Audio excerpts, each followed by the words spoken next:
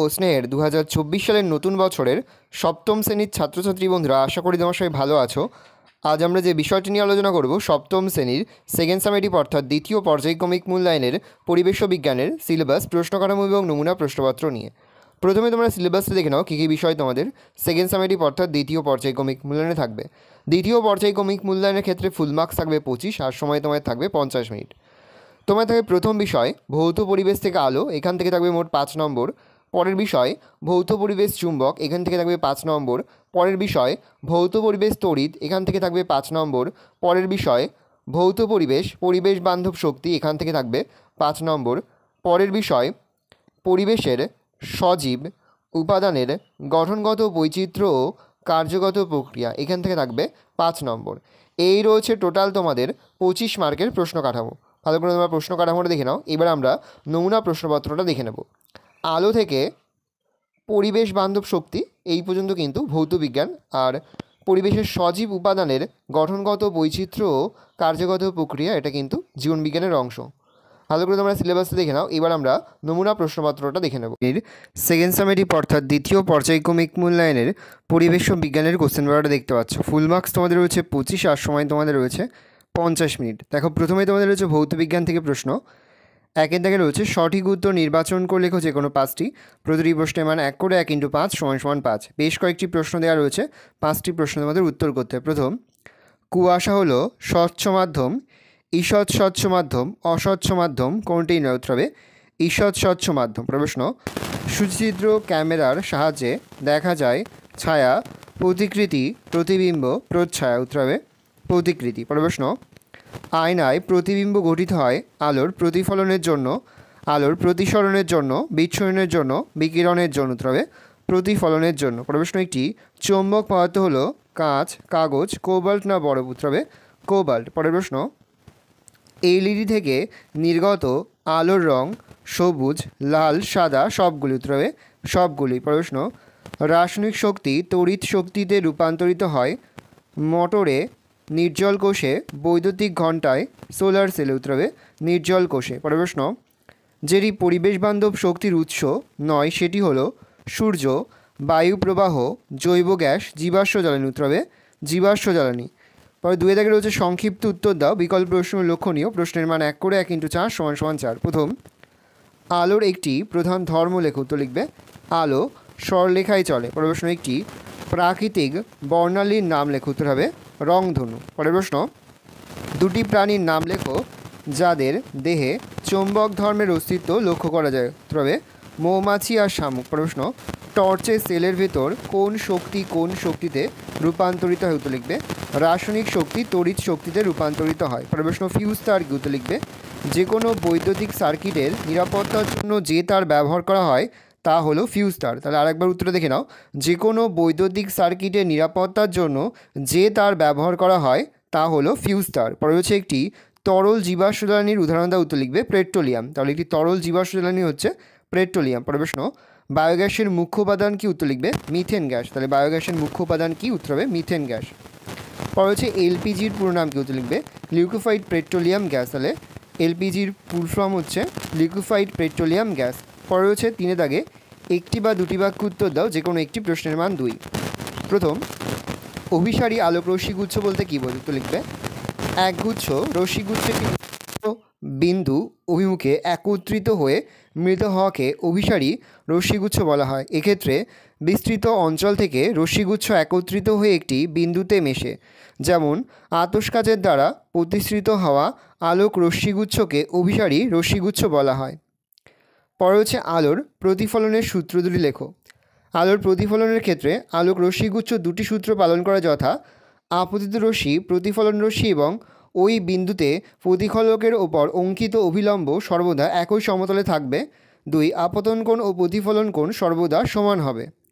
পরে হচ্ছে সিনেমার পর্দা অমসৃণ ও সাদা হয় কেন? লিখবে সাদা বর্ণের বস্তু মোটামুটিভাবে প্রতিফলিত করে, কোনো আলোকেই শোষণ করে না, ফলে পর্দায় প্রতিবিম্ব উজ্জ্বল এবং যথাযথ রঙের দেখায়।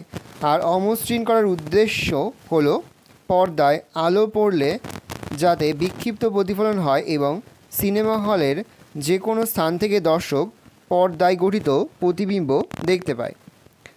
চার দাগে রয়েছে 3 থেকে 4টি বাক্য উত্তর যে কোনো 3টি প্রতিটি প্রশ্নের মান 3 করে 3 গুণ 3 সমান সমান 9। দাগে রয়েছে 3 থেকে 4টি বাক্য উত্তর দাও যে কোনো 3টি প্রতিটি প্রশ্নের মান 3 করে 3 গুণ 3 সমান সমান 9। প্রথম, একটি চুম্বকের মাঝখান থেকে সুতো বেঁধে ঝুলিয়ে দিলে সেটি উত্তর হাইপেন দক্ষিণ মুখ করে থাকে, ব্যাখ্যা করো। তো লিখবে একটি চুম্বক বহুদিন ধরে ঝুলিয়ে রাখলে পৃথিবীর উত্তর হাইপেন দক্ষিণ দিক বরাবর রেখে দিলে দেখা যাবে ওই দণ্ডের মধ্যে ক্ষীণ চুম্বকত্ব সৃষ্টি হয়েছে। দণ্ডটার উত্তরমুখী প্রান্তে উত্তর মেরু আর দক্ষিণমুখী প্রান্তে দক্ষিণ মেরু সৃষ্টি হয়, অর্থাৎ পৃথিবী নিজেই একটি চুম্বক।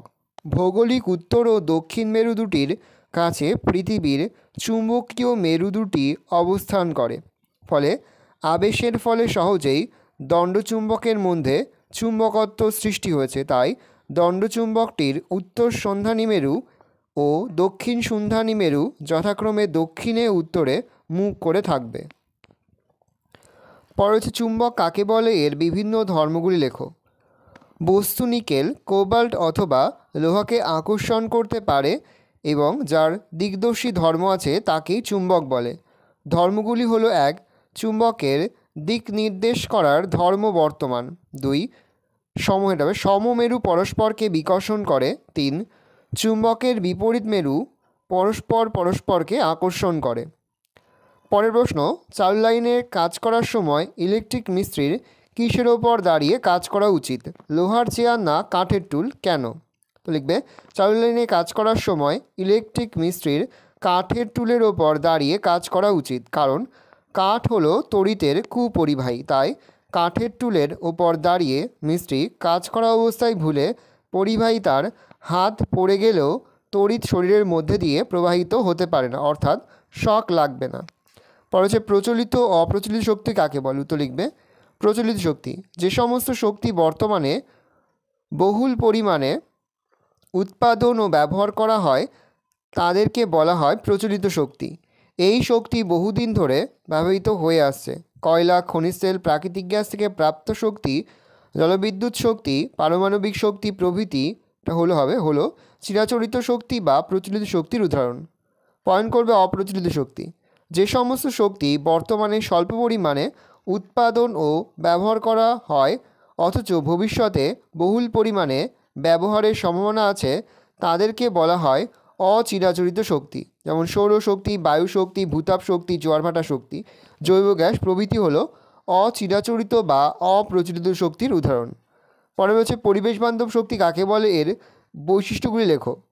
যে সকল শক্তি উৎস থেকে পরিবেশ ও জীবজগতের ক্ষতির সম্ভাবনা কম থাকে তাদের পরিবেশ বান্ধব শক্তি বলা হয়, যেমন সৌরশক্তি, বায়ু শক্তি, জৈব শক্তি প্রভৃতি। পরিবেশ বান্ধব শক্তির বৈশিষ্ট্য: 1. এই সকল শক্তির উৎসের থেকে পরিবেশ দূষণের সম্ভাবনা কম থাকে। 2. এই প্রকার শক্তি পুনর্ব্যবহারযোগ্য, ফলে স্বল্প ব্যয় সাপেক্ষ, নিঃশেষ হওয়ার সম্ভাবনা কম বা প্রায় থাকেই না। 4. প্রত্যন্ত অঞ্চলের মানুষের কাছেও সহজলভ্য হয়। পরে তোমাদের রয়েছে লাইফ সায়েন্স অর্থাৎ জীবনবিজ্ঞান। একে দাগে রয়েছে সঠিক উত্তর নির্বাচন করে লেখো যে কোনো একটি প্রশ্নের মান 1। প্রথম, ফুলের যে অংশটা ফলে পরিণত হয় সেটা হলো বৃতি, দলমণ্ডল, পরাগধানী না ডিম্বাশয়? উত্তর হবে ডিম্বাশয়। পরের প্রশ্ন, আমের ফলত্বকের যে অংশটি আমরা খাই তা হলো বহিত্বক, মধ্যত্বক, অন্তত্বক না ফলত্বক? উত্তর হবে মধ্যত্বক। পরের প্রশ্ন, কীটপতঙ্গ আকৃষ্ট হয় ফুলের ড্যাশ? উত্তর হবে দলমণ্ডল। 2 দাগে রয়েছে সংক্ষিপ্ত উত্তর দাও যে কোনো একটি প্রশ্নের মান 1। প্রথম, আমকে সরল ফল বলা হয় কেন? তো লিখবে আমের ক্ষেত্রে একটি ফুলের এক বা একাধিক মুক্ত গর্ভবর্তী এক প্রকোষ্ঠযুক্ত ডিম্বাশয় থেকে আম উৎপন্ন হয়, তাই আমকে সরল ফল বলা হয়।